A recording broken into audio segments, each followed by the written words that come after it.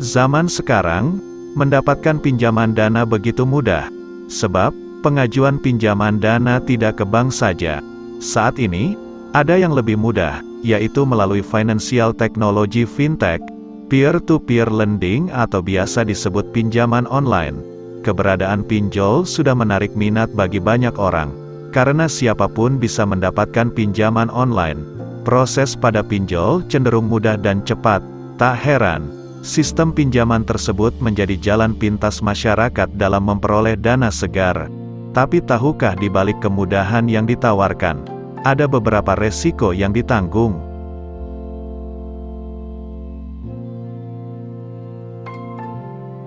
Satu, bunga tinggi. Bunga pinjol jauh lebih tinggi dari bank.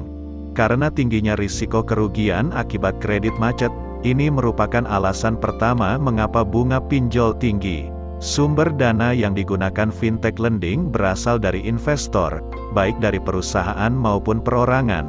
Maka perusahaan akan menyalurkan dana tersebut.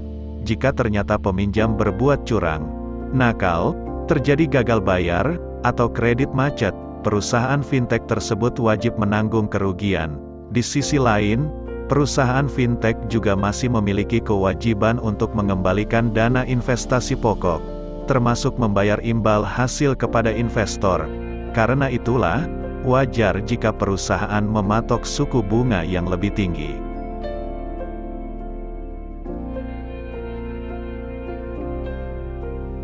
Dua, biaya administrasi besar. Tak hanya bunga tinggi, biaya administrasi untuk peminjamannya pun besar. Karena ini juga antipasi terhadap para peminjam yang gagal bayar atau peminjam yang melakukan curang, sehingga mengurangi resiko kerugian yang besar. 3. Tenor singkat. Pada umumnya, pinjol akan memberikan pinjaman dengan tenor peminjaman yang terbilang singkat. Hal ini membuat peminjam jadi kelabakan untuk segera mengembalikan dana pinjamannya. Kebanyakan layanan pinjaman online hanya membolehkan kreditur melunasi tagihan dalam kurun waktu tak lebih dari 6 bulan. Perlu diingat, jika semakin panjang tenor pelunasan yang Anda pilih, semakin besar pula tingkat bunga yang dibebankan. Maka perusahaan pinjol memilih tenor yang pas agar cicilan pinjol tetap mampu dijangkau keuangan dan beban bunga tak terlalu signifikan membengkakkan nominal tagihannya. 4. Gunakan dan sebar data pribadi. Perusahaan pinjol ilegal biasanya akan mengakses data pribadi peminjam tanpa batasan. Misalnya, mengakses foto di galeri ponsel peminjam, kontak, dan lainnya. Mereka memberlakukan konsekuensi yang sangat mengerikan supaya peminjam mau bayar, seperti pengancaman dan penyebaran data pribadi yang dilakukan secara masif. Perusahaan pinjol tak segan mengirim foto diri dan KTP peminjam disertai kata-kata melecehkan hingga mempermalukan.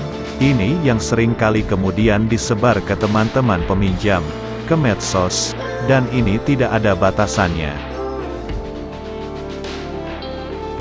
5. Teror dan intimidasi. Ketika peminjam tidak bisa membayar tepat waktu, pinjol akan mengerahkan debt collector untuk melakukan penagihan. Sayangnya, penagihan umumnya dilakukan dengan cara memberi teror dan intimidasi kepada korban. Intimidasi ini mulai dari pengancaman, penipuan, penyebaran data pribadi, bahkan pelecehan seksual. Hasil survei aduan di LBH mencatat 72,08% pengguna pinjol merupakan perempuan, di mana 22% diantaranya mengalami kekerasan. Para pinjol ilegal biasanya tidak terdaftar di OJK. Akibatnya, ketika ada intimidasi, korban tidak bisa mengadu dan meminta pertolongan ke otoritas. Karena kesulitan dalam melakukan pembayaran, maka yang dilakukan adalah gali lubang tutup lubang ke pinjol lainnya. Yang penting beresin masalah yang di depan dulu. Soal urusan berikutnya dipikir nantinya. Hal ini membuat korban biasanya frustasi. Bahkan, beberapa di antaranya sampai rela mengorbankan nyawa demi mengakhiri teror dari pinjol.